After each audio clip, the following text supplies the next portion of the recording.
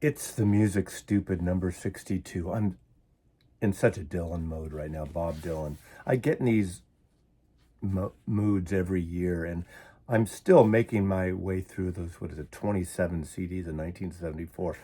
I'll do some kind of overview on it. It's so much to listen to, but that's for another day, another video. In the next week or two, that'll come up. But it's the Music Stupid. I decided to pick 5 albums where the artists do complete covers of Bob Dylan songs. Now, there's no shortage of artists covering Dylan. Probably aside from the Beatles, maybe the most covered artist of anything. And there are other complete albums by artists where they do entire Dylan things. So these are just 5 in my collection, not even all of them in my collection. And obviously going back to the early 1960s when Albert Grossman, who managed Dylan at the time, would get other artists to cover songs. There's like Odetta did a whole album of Dylan songs. The great folk singer, activist, spiritual singer Odetta. Peter, Paul, and Mary never did a complete album, but they certainly covered, and that was a group put together by Albert Grossman. My guess is partially to promote and get more Dylan songs out, because obviously Dylan's got a voice that is not for everyone. Now, I'm a huge fan of his own voice, but I love other versions. And Peter, Paul, and Mary, of course, Blowing in the Wind, and many others did some great versions. I'm a big fan of Peter, Paul, and Mary. They don't seem to get a lot of love these days. Those Warner Brothers records are beautifully recorded and performed records. And they're like jazz records, because it's just a trio for the most part.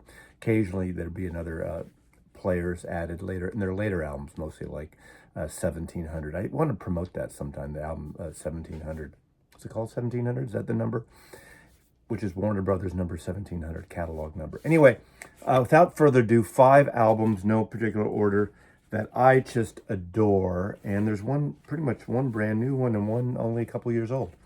I'm going to start out with a 1968 album.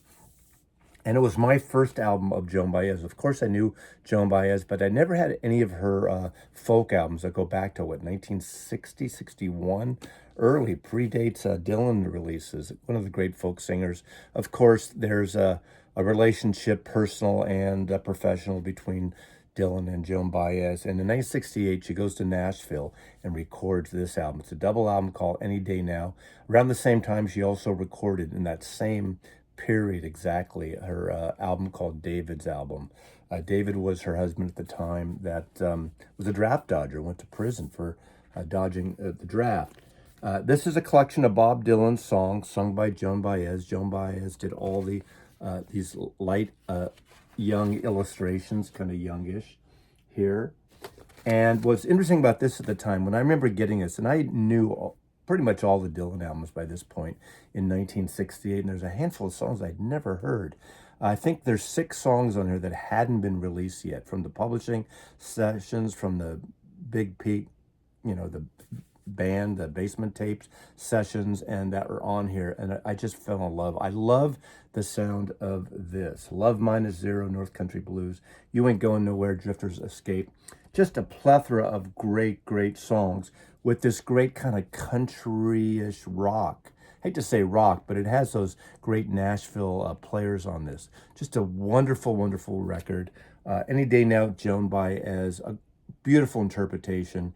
And I really like the way her voice, on sometimes early Joan Baez, she gets that kind of heroic sound. And I kind of like this period on, 68 on into the 70s even, when she wrote that infamous song about Bob Dylan. What's the famous song when she went to A&M Records? Anyway, this is on Vanguard Records, the record that launched her career during that whole folk sing, the Greenwich Village, the folk revival of the 1960s. But what a wonderful record. Bob Dylan, done by Joan Baez, who has a passion for these songs. And apparently she just randomly, threw these songs down and picked up and just recorded as she picked these songs up. She didn't really plan which song she was going to record at the time, and just it did a wonderful job. Joan Baez. Now, the most recent one, and this was one of my favorite albums of this past year, Cat Power Sings Dylan. What this is the 1966 Royal Albert Hall concert, which is actually wasn't recorded at the Royal Albert Hall. That Dylan concert in 66, that was on the bootlegs and, of course, the reissues. We should put it in asterisks, in quotes, the Royal Albert Hall. I should say, yeah, the Royal Albert Hall, Manchester, I believe it was recorded. And she does this great sort of, her version, and she's touring this right now, and I unfortunately didn't see the tour. One record, this is a double record, one record is the acoustic set and one is with a full band. Very much like what the Dylan did with the band in 1966, where he goes electric, and Judas is yelled out in the audience, infamous people booing most nights at the band, throwing things in some cases at the band and Dylan. But she does it beautifully. I think I prefer the acoustic set over the electric set, but the electric set is no slouch at all. Royal Albert Hall, so many Beatle connections right there, and it has all the lyrics on the inner gatefold on this. But this is a wonderful album on Domino Records. I think this is one of the best records of this past year. I like her beautifully kind of a raspy, a soulful country folky voice in the vein of a Dusty Springfield a little bit. She's got that thing. And again, my favorite album of hers is The Greatest. Cat Power, sings Dylan. Wonderful record. Then another record that's recent from 2020. This came out. I think this came out just during the pandemic, at the middle of the beginning of the pandemic. And this is Bob's Back Pages, a night of Bob Dylan songs, Lucinda Williams. Now, during this period of time, pre and during the pandemic and towards the end of it, Lucinda Williams released a series of sort of these thematic albums.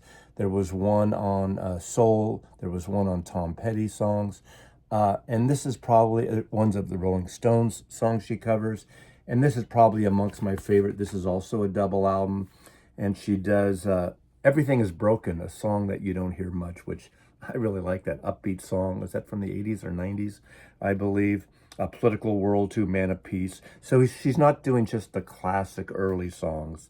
Of course, she does Blind Willie McTell, which goes way back. Meet Me in the Morning, Trying to Get to Heaven, Queen Jane, Proximate, Idiot Wind, Make You Feel My Love, It Takes a Lot, Laugh. It Takes a Train to Cry. I've always been a fan of her, not always, but it really got in on Car Wheels on a Gravel Road, which to me is one of the best, her best album, a perfect record. But she's got this great kind of just swampiness to her song playing. She reminds me a little bit of the way she plays. I saw her at several Fillmore shows that was on a live album, was it 15 years ago or so, that are fantastic. I love her and her band. But she's got this sort of swampiness thing, a little bit like a female Keith Richards, not sound-wise, but again, that swampiness, and it just works with her so well. Lucinda Williams, Songs of Dylan, just love this one. Again, this was 2020, but she put 4 or 5 albums out over this like 2.5, 3-year period of this cover series, almost like jukebox. Yeah, actually, it's called literally. Luce's Jukebox in the Studio Concert Series, Volume 3. These are basically live in the studio performances of her and her band, and I just love it. There's no way that I could do an overview on Dylan comps without talking about the Byrds. Now, this is a 1979 comp, so this is, 8 years after the band split up, maybe 7 years. And they're the ones that really kind of put Dylan songs on the map beyond the folk scene, beyond Bob Dylan himself, beyond Peter, Paul, and Mary and Joan Baez and Judy Collins and all those other artists. This is the kind of the beginning of folk rock in America. That first song, Mr. Tambourine Man, of course, the first single version of that song was Roger McGuinn singing, Jim McGuinn, then Roger McGuinn changed his name, another story, another day for that story. But this was when the Wrecking Crew backed up Roger McGuinn on that single. Of course, on the first album, Mr. Tambourine Man, the whole band is playing. What a great vocal group. Kind of America's answer to the Beatles. Roger McGuinn literally picked up the Rickenbacker 12 string because of seeing George Harrison play it on Hard Day's Night. And it had that sound. He mastered the Rickenbacker. Roger McGuinn was a folk player, played in the folk scene, working with Judy Collins, another artist. Great musician on its own. And of course, he starts the Byrds. They were, for a while, the house band at the, was it the Whiskey or the Troubadour? One of the clubs on LA where later the Doors would be the house band. And they're the ones that really kind of opened up the LA scene there. Of course, later bands like Buffalo Springfield and so many others would just grow and be huge. The Doors, the psychedelic stuff. But on Columbia Records, the Byrds, that was it. And they were really the answer to the Beatles. David Crosby, Gene Clark, Michael Clark on drums, and Chris Hillman on bass. What a great sound. Tempestuous later on, but they did so many great Dylan songs. Now, this comp is uneven because I think some of the later versions they did weren't as exciting for me. I mean, of course, Turn, Turn, Turn with that great Rickenbacker intro is to me a iconic, definitive version of that song, aside from obviously the Dylan song. It's All Over Now, Baby Blue. We got The Times They Are A-Changin', which is a great version. All I Really Want to Do. I think this is the first time I heard that song. Between this and Cher covered it from Sonny and Cher, and she did a great version. I love those two versions, and they're so different. Spanish, Harlem Incident, Chimes of Freedom, a definitive version. But I think one of my favorites on this is the Byrds version of My Back Pages. As I recall, it's edited down from all the stanzas that Dylan sings on the original, but it's a fantastic version. Lay Down Your Weary Tune, of course, part of the anthems of the 60s folk protest singing then. It's All Over Now, Baby Boo, Blue, Baby Boo, You Ain't Going Nowhere, of course, from Sweetheart of the Rodeo, that great country song with a lap steel guitar. Is that Sneaky Pete, I think, playing that? It's so good. This Will on Fire, that's one of the songs that was from the Basement tapes, and that's added here. Nothing Was Delivered, another song, I believe that was also from Sweetheart of the Rodeo. The songs I don't love on here, I don't really love, it's kind of a sloppy version that McGuinn sings of Lay Lady Lay. Not a huge fan of the Byrds version or Positively 4th Street. But if you're a Byrds fan like me, this comp from 1979 really gathers together, the Byrds' journey through Bob Dylan songs. There's a little bit of a family tree here in essence, and it's hard to read on screen here, but it goes through the songs that they represent here and what artists are singing on the albums and which albums these songs are from. So it's actually a good comp. It's a comp you can find cheap. I think it came out in '79. That's when Dylan was doing his Jesus tour. So the Byrds, you can't talk about covering Bob Dylan without talking about the Byrds. And lastly, this. Now, this is new to me. This came out originally in 1969. This record completely bypassed me. This is called Dylan's Gospel, Brothers and Sisters. This was produced by Lou Adler, the producer, the owner, founder of Ode Records. Probably most of you might know him because of Tapestry, the great album by Tapestry by Carole King. Now, interesting story here. This is, again, Dylan gospel music, brothers and sisters, a variety of different gospel and soul singers. And this is a stunning album. Now, my friend John, the Digital Gramophone, sent me a text one day saying, if you come across, there's an album I'm looking for, if you come across Dylan's Gospel, and he sent me a picture of this cover. I don't remember ever seeing this picture. If you look in the church, there is a picture, a photograph of Bob Dylan, like a poster, leaning up against the church there on the outside of the church. I'd never heard of this. And I get this text the next day. I'm having breakfast with my friend Dizzy, as in the Dizzy collection that I've been selling through some auctions over the last couple of years. And he brings a pile of records. We're sitting in the diner, and the original version of this is right there. I said, fuck, I never heard of this. Someone asked me about it yesterday, and so We ended up selling it reasonably, I think, to John Digital Gramophone. And if he hadn't sent me that, I would have kept this record. I would have listened to it. Then I discover that Light in the Attic put this out about a decade or so ago. Let's see, does it say what year? 2014. So 10 years ago, this came out. Cut to me in Austin. I ran into Matt Sullivan, the co-founder of Light in the Attic Records, who I corresponded with. We hadn't met yet, and we met there. And this is one record I asked him about. I said, I heard you put this out. I can't find a copy of it. Do you have any left? He says no. And I even asked him about if would they ever repress it.